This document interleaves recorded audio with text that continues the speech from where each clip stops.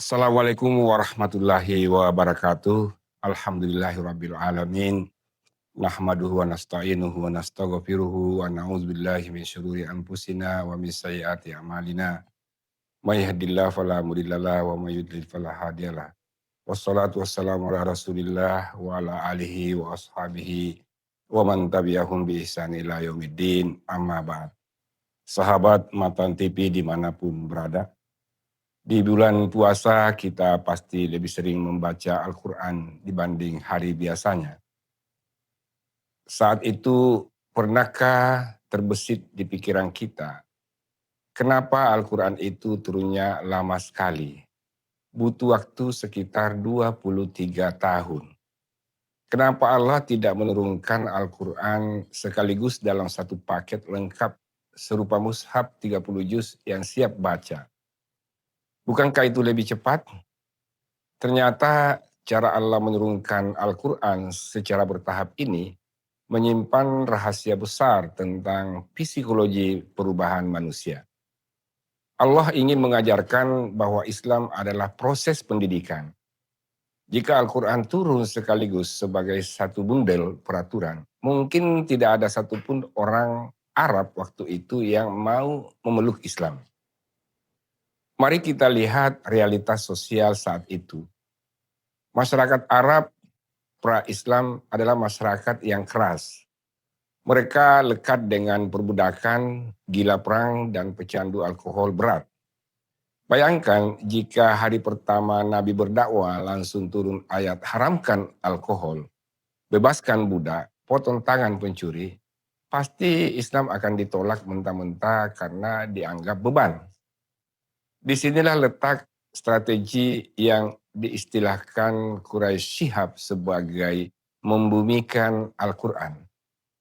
Fase pertama periode Makkiyah 13 tahun, Al-Quran hampir tidak bicara soal hukum halal dan haram. Isinya fokus membangun mental tauhid dan akhlak yang salah satunya melalui kisah-kisah umat terdahulu. Baru setelah mental terbentuk, masuklah fase Madaniyah 10 tahun. Disinilah ayat-ayat hukum, perniagaan, utang piutang, dan kenegaraan turun menjawab masalah konkret di lapangan. Ini mengajarkan kita bahwa jangan sibuk memaksakan syariat sebelum membangun adab dan akidah. Contoh paling bagus adalah strategi Al-Quran menghapus budaya mabuk. Prof. Quraisy Shihab sering mencontohkan ini sebagai bukti bahwa Al-Quran itu membumi. Allah tidak langsung bilang haram, tidak. Allah menggunakan teknik bertahap yang sangat memanusiakan manusia. Di tahap 1, Allah hanya memberi info bahwa di dalam arak itu ada dosa besar dan ada manfaat. Tapi dosanya lebih besar. Surah Al-Baqarah ayat 219 mengatakan, Yas'alunaka 'anil khamri wal maisir, qul fihima ismun kabiru wa manafi'u linnas wa ismuhuma akbaru min naf'ihima.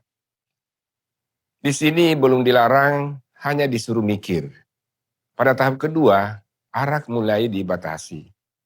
Surah An-Nisa ayat 43 menegaskan bahwa jangan sholat kalau sedang mabuk. Jadi kalau siang boleh minum, tapi pas mau sholat harus sadar. Ruang gerak pemabuk mulai dipersempit. Tahap ketiga, baru setelah iman mereka kuat, turunlah vonis final di surah Al-Maidah ayat 90 bahwa khamar itu perbuatan setan, maka jauhilah. Dikatakan, ya ayyuhalladzina amanu innamal khamru wal maisiru wal ansabu wal azlam rijsun min amalis syaitan fajtanibuhu la'allakum tuflihun. Ketika ayat terakhir ini turun, jalanan Madinah banjir oleh arak yang ditumpahkan sukarela oleh penduduknya. Mereka patuh bukan karena takut, tapi karena kesadaran yang dibangun pelan-pelan. Sahabat Matan TV, seringkali kita hari ini tidak sabaran. Kita ingin hijrah secara instan. Kita ingin mengubah pasangan atau anak kita dalam semalam. Kita ingin masyarakat berubah menjadi Islami dalam sekejap mata. Lalu kita marah-marah ketika perubahan itu tidak terjadi. Kita lupa Allah saja yang Maha Kuasa membolak-balikkan hati, memilih jalan pelan-pelan selama 23 tahun untuk mengubah masyarakat jahiliyah menjadi masyarakat madani.